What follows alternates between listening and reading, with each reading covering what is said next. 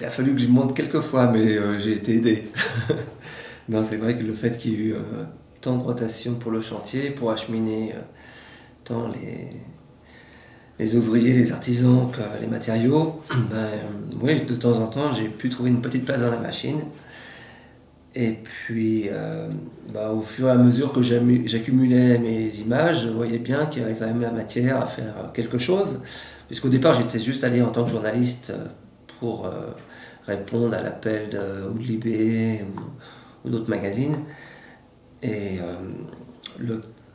la FFCAM donc n'était pas convaincu de l'utilité d'un livre, mais j'ai réussi facilement à les convaincre parce que j'ai pu faire tout de suite de belles images.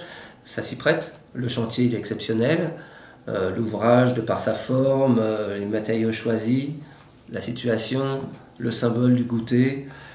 Non, je pense que c'est un livre qui va être amené à être réimprimé même, parce que là on a été un peu timide au départ. C'est toujours délicat quand on n'est pas un gros éditeur, là, donc là c'est l'atelier Aesop qui édite, de prendre des risques, c'est pas la peine. Bon, ce petit livre est en français et en anglais, hein, donc dans la même édition.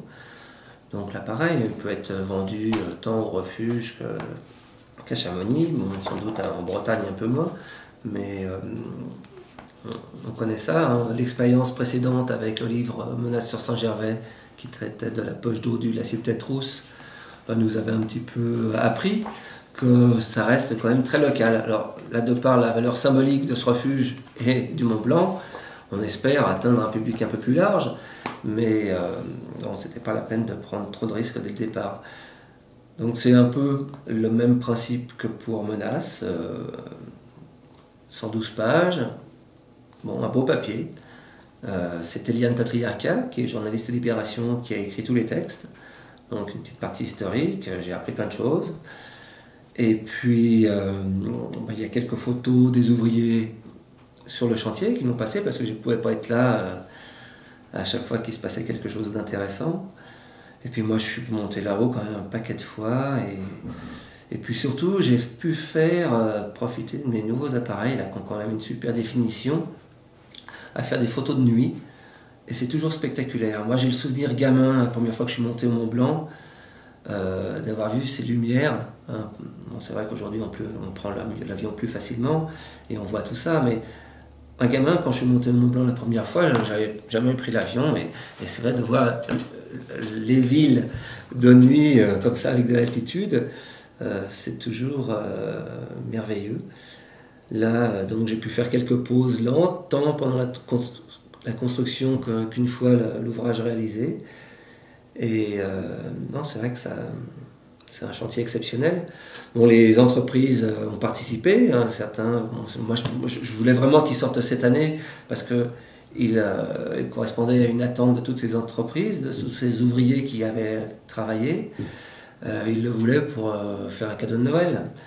Et si on avait attendu l'inauguration officielle, je pense que j'aurais déjà, oui, je pense que j'aurais loupé toutes ces précommandes. Et ces précommandes étaient pour nous indispensables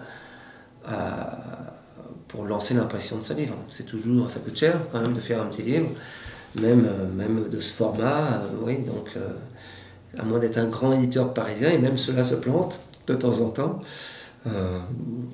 Oui, non, il faut avoir les reins solides. Donc là, c'était très bien qu'on ait quand même tant les architectes que les différents partenaires, bien sûr la Fédération française des clubs alpins de montagne, nous garantissent l'achat d'une certaine quantité d'exemplaires pour minimiser le risque.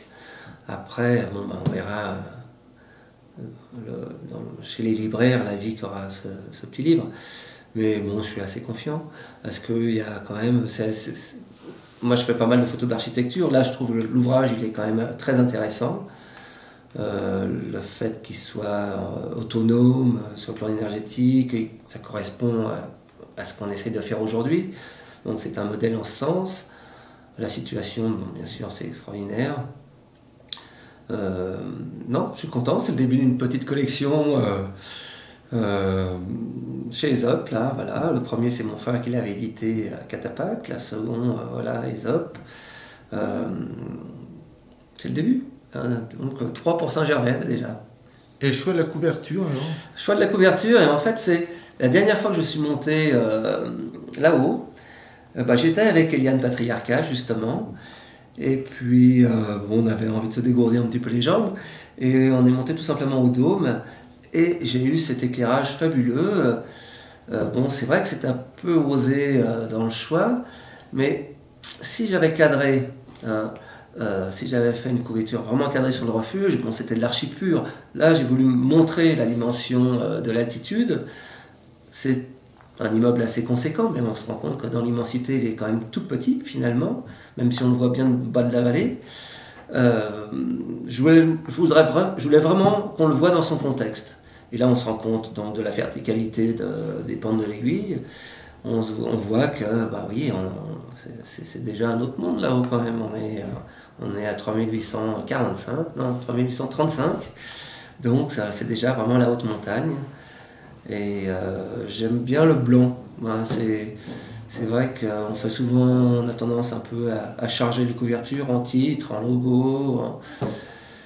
Et peut-être qu'au fil des ans, je cherche un peu plus l'épure.